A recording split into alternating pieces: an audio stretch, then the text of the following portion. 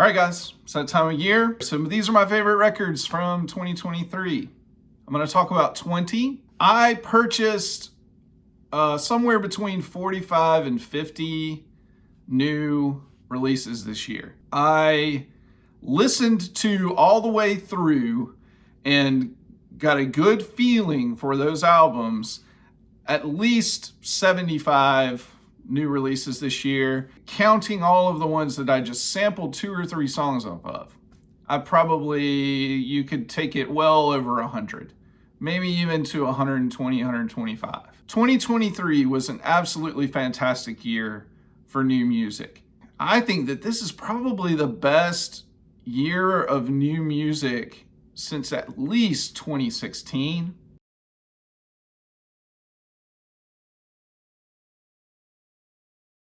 So I'm going to talk about 20 records here. And the first one that we're going to talk about is the one that's been sitting over my shoulder this whole time. Furnishings by Lachlan Denton at number 20. So Lachlan Denton is the founding member of The Ocean Party, the Australian indie pop collective. This is his second solo record. The first one was a tribute to his brother Zach, who tragically died in 2018. The first track on this album is called Zach, but then there are several other tracks that are written for other members of his family, his mom and his dad, that a lot of these songs are written for other people in tribute to other people. This year, me and my siblings threw a surprise party for my parents' 50th anniversary. One of my tasks, though, aside from forking over a shit ton of money, was to make a video of photos over the years and family memories and things like that. And I actually happened to be listening to this record while I was working on that video, and I really started to kind of connect with the songs a little bit more than I already had. So really it's just a personal connection for me, and that's the biggest reason why it's on the list and, resonated more with me than a couple of other really, really good records that came out this year. Even if we're just skipping stones, even through all the broken bones, I'll sell everything I own if it means I'll be here with you. Everyone's just making, breaking, trying to keep themselves from falling apart. At number 19, you have Days in the Desert by High Pulp. So on this record, I think that this band has really carved out their own brand of jazz that's fused with modern R&B and electronic music and indie rock. It's almost a jazz record for like indie rock kids that don't necessarily even like jazz. There is a song on the record called Robert Pollard. So Days in the Desert draws its name from the Mojave Desert. And the desert is kind of a place where people are known to, more adventurous souls at least, are known to go out into the desert in search of spiritual-like experiences. And I wouldn't say that this album is spiritual jazz or anything, but it's definitely trance-like. And that's the one thing that I think that I love about it the most. You really do kind of get lost in it.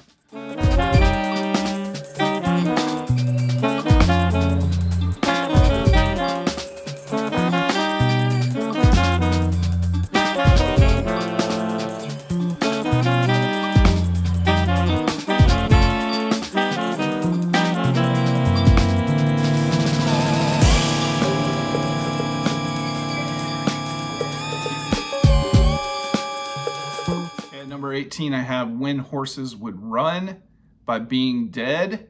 So this is an album that I learned about from Sam at the Vinyl Douche. This won't be the last one on the list where that is the case. There's like surf rock riffs combined with kind of like psychedelic camp. The 2 members of the band go by the names Bitch Falcon and Gumball. So you're in for, a certain sense of humor with this record. What I really wasn't expecting was that after subsequent listens of this album, A lot of these songs really turn into absolute earworms.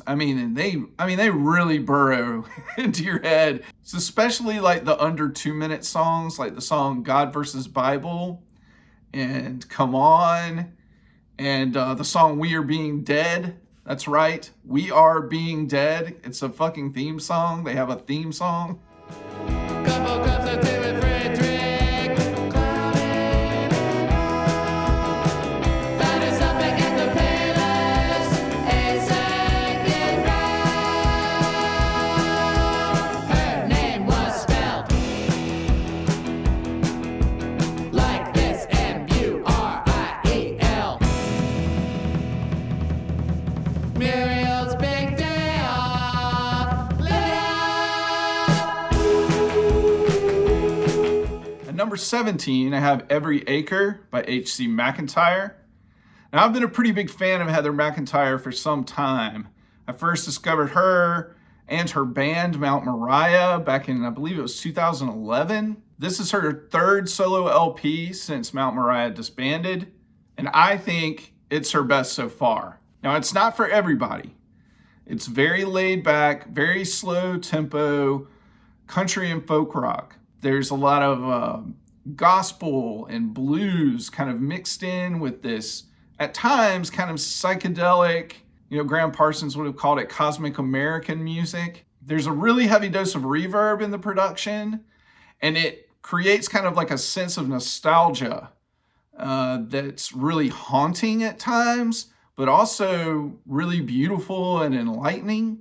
Amy Ray guests on here from the Indigo Girls, as well as S.G. Goodman. Missy Things, who was in the band Love Language, co-produces also Luke Norton. And Luke Norton plays some outstanding guitar parts on this record, but mostly it's the songwriting and H.C. McIntyre's songwriting. It just keeps getting better and better. Sometimes she leaves you like a landslide. Sometimes she's a tower tall and strong. Not all will want to have their hands tied. Some will never want you gone. Number 16, I have This Stupid World by Yo La Tengo. So I believe the story behind 2018's There's a Riot Going On was that the band had kind of changed their recording process. They started to record songs in their practice space. So what that led to was a lot of the songs being born out of, and kind of instantaneously born out of just improvised jams. And they took those recordings and they handed them over to John McIntyre, and he did the mixing. I believe the exact same process happened here, except no John McIntyre. They actually did the mixing internally themselves. So a lot of this material really harkens back to their kind of noisier years. It sounds like an album that almost would have been released around the 93, 97 era. But all in all, a lot of the songs kind of almost sound collectively like a retrospective, almost like a best of. It kind of sounds like a swan song album to me. I doubt it will be, but there's just something about it. At number 15, I have Dead Meat by the Tubs. I actually didn't discover these guys until at least the fall of this year, but the album came out way back in January. But this is UK post-punk with a strong pop sensibility. A lot of the songs kind of like remind me of like latter day Husker Du. And the vocalist kind of goes between like this kind of singing style that really can remind me of Bob Mould, but then also like a lot of Richard Thompson. And especially the songs when a female vocalist comes aboard and sings, they're really strong, like Richard and Linda vibes. I think Sam was the one that said that it also kind of sounds like REM being fronted by Richard Thompson. And I think that's probably the review of the year right there. Because of that, it was the perfect record to pick up on cassette. Underneath the dimming light, I've told him, and still I find you are always on my mind.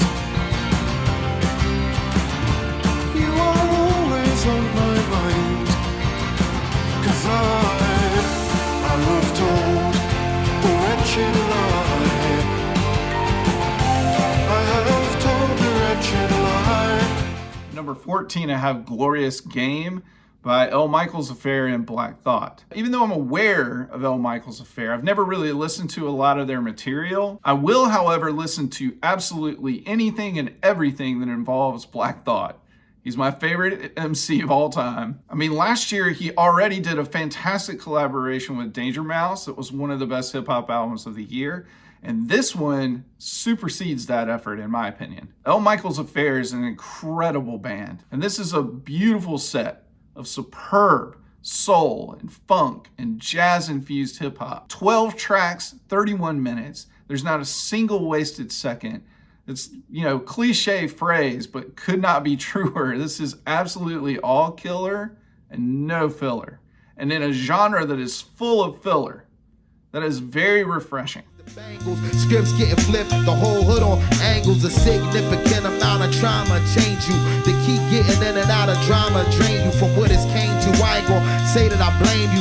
When you angry, ain't no management to complain to. When a personal hell is uniquely spelled out of shotgun shells from a DP-12. Is it the monster from within or 9-inch nails that make us constantly defend and hurt ourselves? I holler.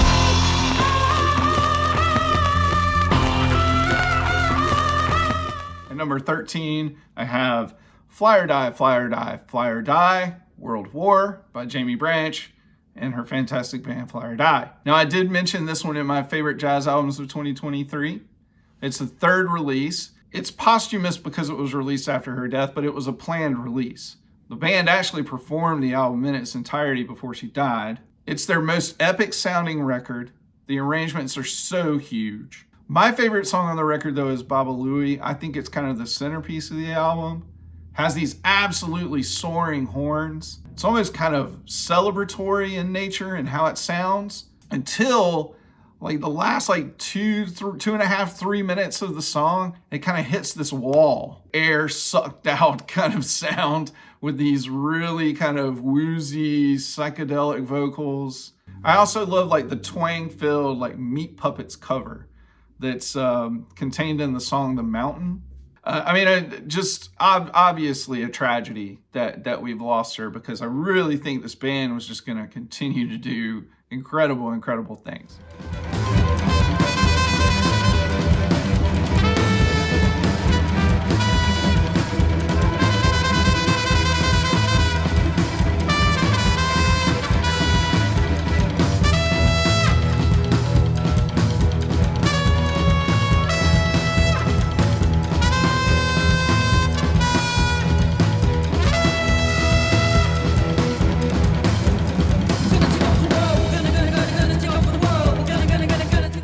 Number 12, I have Valley of Heart's Delight by Margot Silker. This is her second album, but it's the first one that I had actually ever heard by her. It's on Fluff and Gravy Records. Like the best kind of country writer, she has a certain knack for a turn of phrase, writes very clever kind of isms that I want to use in daily conversation.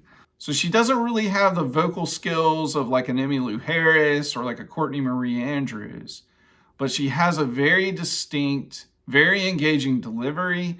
It's kind of like this cross-pollination between Lucinda Williams and Amy Mann. The best country albums out there. It's got absolutely everything. Love, pain and heartbreak, and humor. Yeah, in a year of a lot of new discoveries for me, she was definitely one of my favorites. I got wasted, I got waylaid, I got stuck in Lodi again. But I've got time now, I've got know-how, I've got only to right then. Sometimes I feel it dipping beneath the waterline, but I keep it on a burner in the back of my mind. Number 11, I have Surfacing by Sumos. So Sumos is a Manchester, England band. They describe themselves as scuzz pop. I guess that's some kind of new genre that's coming around. This is some really distorted jangle pop. It's kind of reminiscent of bossa nova era Pixies. I mean, you can't be a band in 2023 and not cite Flying Nun as one of your references. It's kind of like the hip thing to do. Flying Nun or Sarah Records or whatever. I would say a more modern comparison would be Michael Cronin. This is definitely one of my most listened to albums of the year. It was the type of album that I could listen to no matter what mood I was in. It's just incredibly catchy hooks, vibrant guitar. And, you know, there are a lot of bands out there that can write catchy little ditties, right? But it's one thing to write a catchy hook. It's another thing to write songs that people don't mind having stuck in their head all day long. We don't need much of anything to anyone. I don't need much to do in this life. Won't find it. Looking over each other's shoulders, burning eyes at the screen, calling out in your car and the in-between.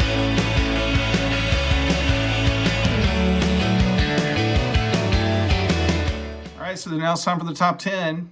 At number 10, I have 3D Country by Geese. Now, I actually dedicated a full half of a video to this album alone because at the time when it had come out, I couldn't stop listening to it. This band is not for everybody.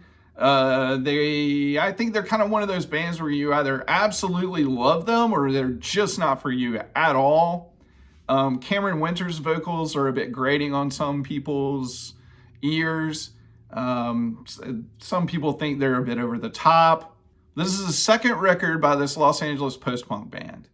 And what they did on this album was they fully embraced all the genres of rock and roll, especially laying into heavy doses of classic rock. The album is just wildly entertaining, crazy songs about like the Crusades and songs about lovelorn cowboys like tripping on psychedelics in a post-apocalyptic world. But again, really, really fun. Be my warrior, just you and I. Be my warrior, and I'll be alright.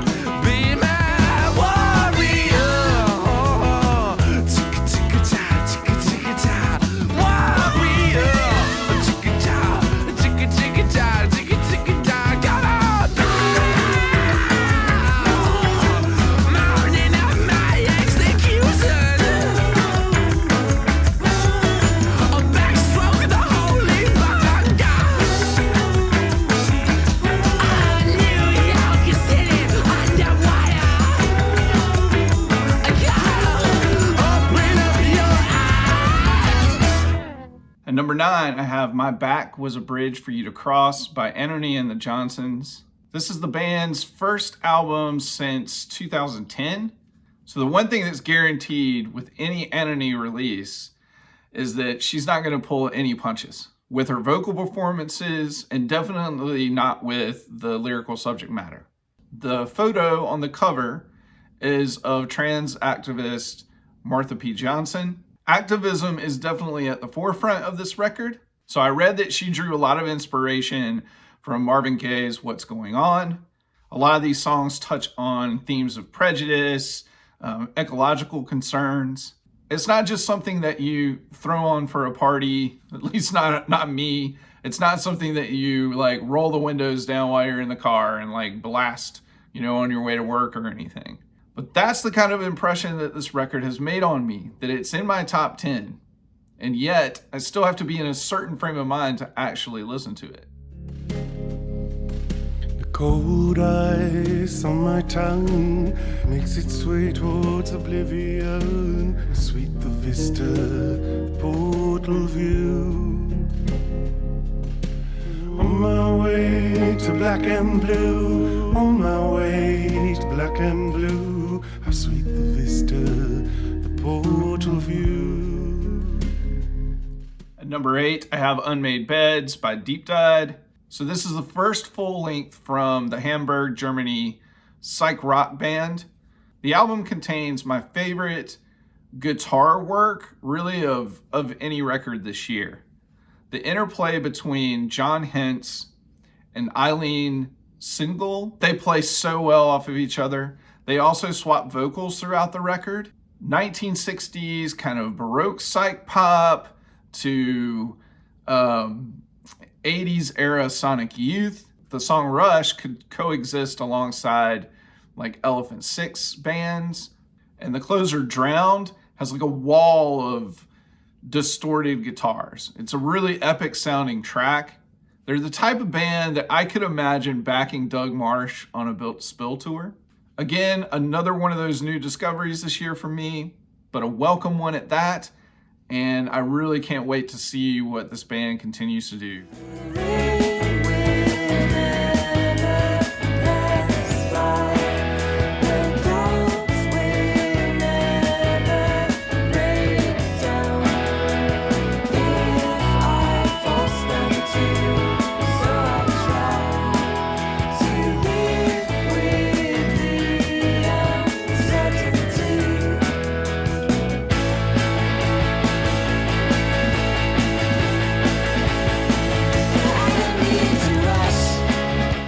Number 7, we have Sun Arcs by Blue Lake. So one day Dom at Seeking a Thread messaged me and asked me if I had heard this album.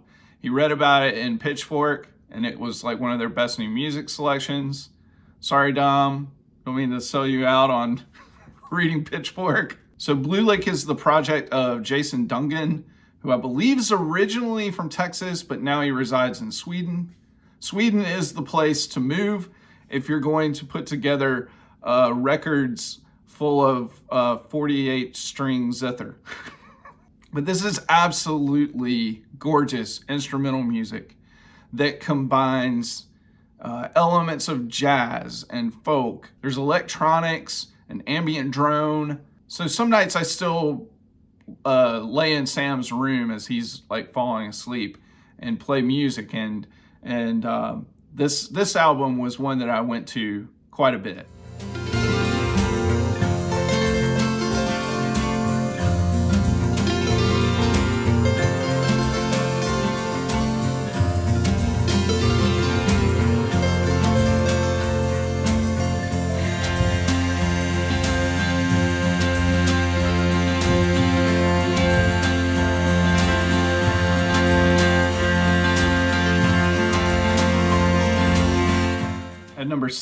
At number six, I have Black Rainbows by Corinne Bailey Rae.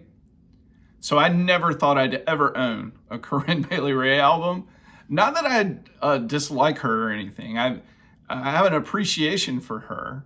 It was just her kind of brand of R&B and kind of jazz-infused R&B was just a little too poppy for me. So Black Rainbows is an album that was inspired by the Stony Island Arts Bank that's in Chicago. This is a space created by installation artist Theaster Gates. Gates had invited her to perform music there, but she didn't think that the music that she had recorded up to that point in her career really belonged in that space. So she decided to write music inspired by and for performing in that specific space. So her primary focus was to write songs that were inspired by the objects that had been collected there, like their history and how they pertain to like the Black experience. Stylistically, the album is all over the map. Primarily, it's an alternative R&B album. There's soul, there's jazz, there's funk, there's the song Erasure sounds straight up like PJ Harvey to me. And then the song New York Transit Queen is like a Riot Girl song.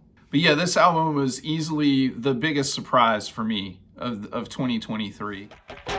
New York Transit Queen, New York Transit Queen, New York Transit Queen, little over 17.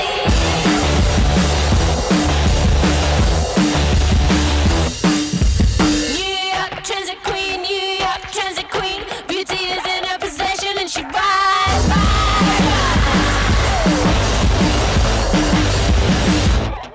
At number 5, I have The Clientele's I Am Not There Anymore. This is their 7th studio album. And I, upon first listen, said to myself, this is their best record since 2005's Strange Geometry. Now, I'm saying that because Strange Geometry was the one album in their entire discography that really made a huge impression on me. Fast forward to 2023, I hear one of the advanced tracks for this album, I believe is Blue Over Blue, and it didn't sound like anything that they'd ever done before. And then I streamed it on its release day, and man, did it not disappoint. It is by far their most adventurous, most experimental record to date. Now, it's not a complete reinvention. There's still a lot of the same kind of like 60s chamber pop, Baroque pop sound that you're kind of used to from the Clientele. But then they usher in like these electronics, extra instrumentation, like drum machines and tape loops. Then there's all these little interludes. Some of them are just like solo piano. Some of them are like spoken word passages and field recordings and things like that. And it really makes for a really immersive kind of listening experience. And listening to this and going back to this album over and over and over again, I mean, I'm even willing to say that it's probably the best record that they've ever made. None of these signs lead where they point. The spin is out of joint. Follow me down, we'll hitch a ride before the party dies. Blue over blue, all these days and nights with you. At number 4, I have Principia by Inattendant Anna. At the end of last year, I saw this album announced, and it was one of the most anticipated releases for me this year. It has remained a favorite throughout the year. With each release from this band, the production gets a little bit more refined. The songwriting gets better, in my opinion, and they just sound more and more like a tighter band.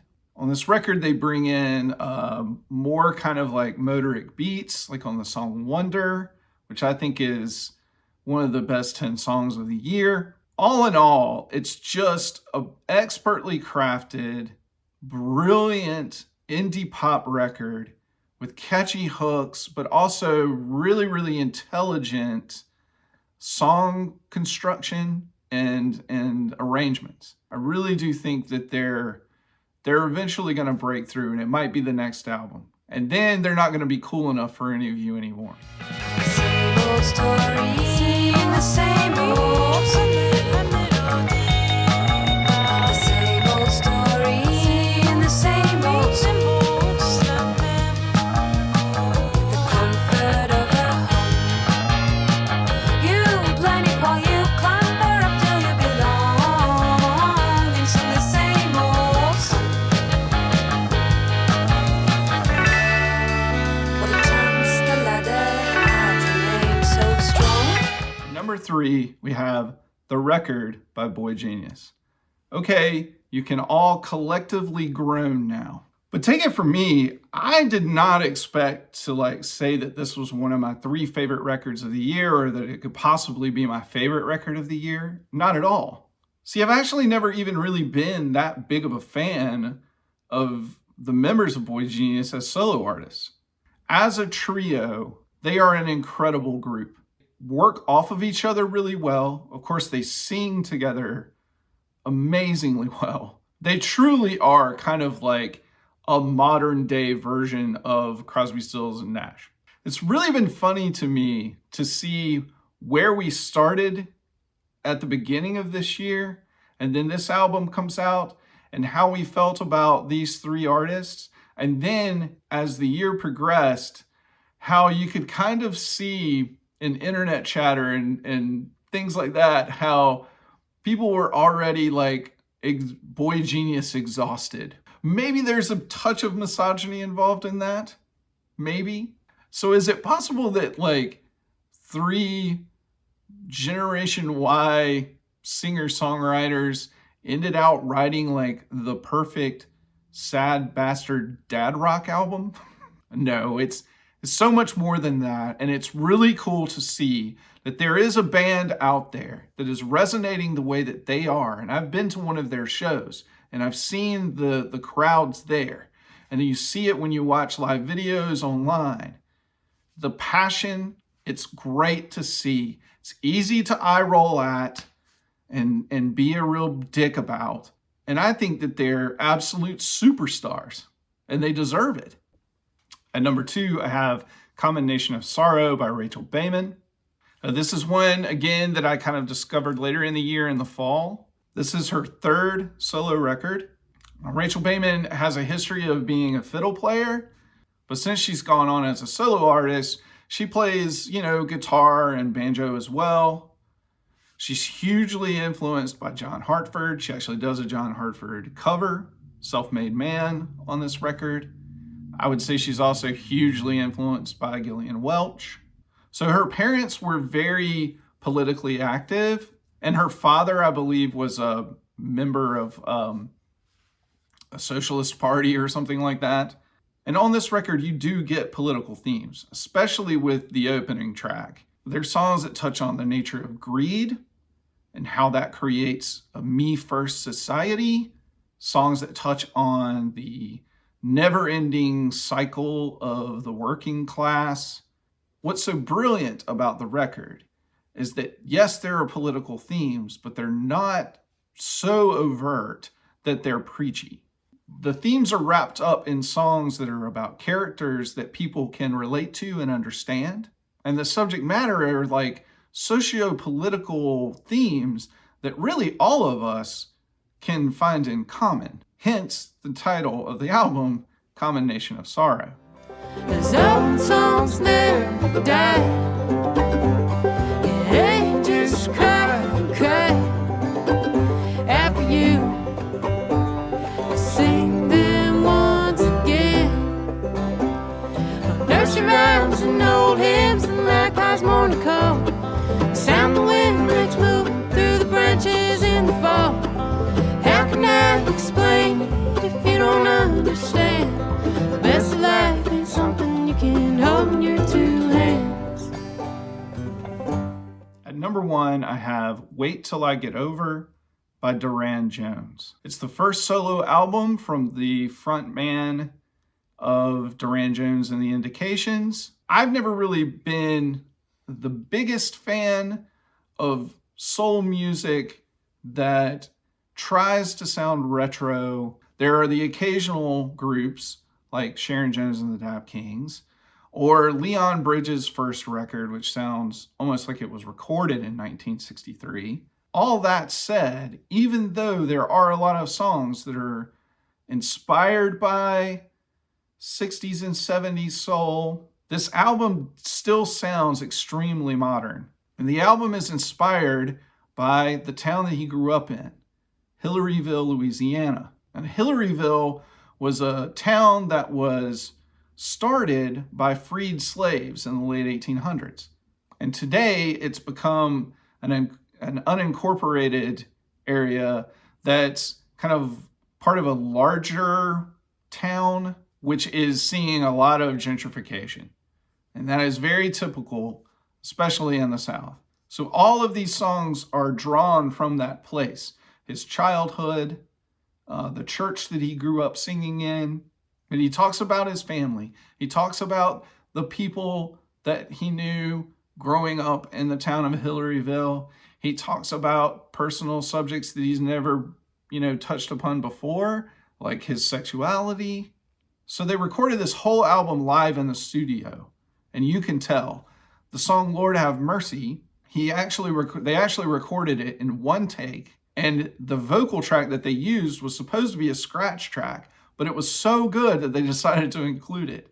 And it has a fantastic raw sound to it. It almost sounds like it's lo-fi DIY soul. It's also by far the best R&B album that I've heard since like maybe Solange's A Seat at the Table, or maybe even D'Angelo's Black Messiah. It's that good. It's that good.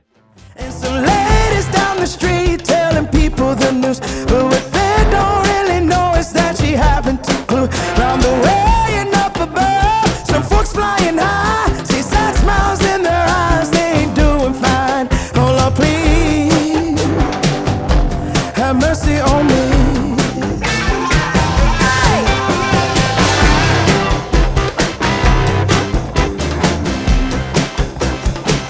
That's it. My favorite albums of 2023. I hope this didn't end up being super long video. I did end out talking about 20 albums, so who knows. But anyway, I hope everybody has a happy holidays. Maybe you might see another video or two before the end of the year. But if not, we'll see you in 2024. Again, I hope everybody's doing well, and we'll talk to you later. All right.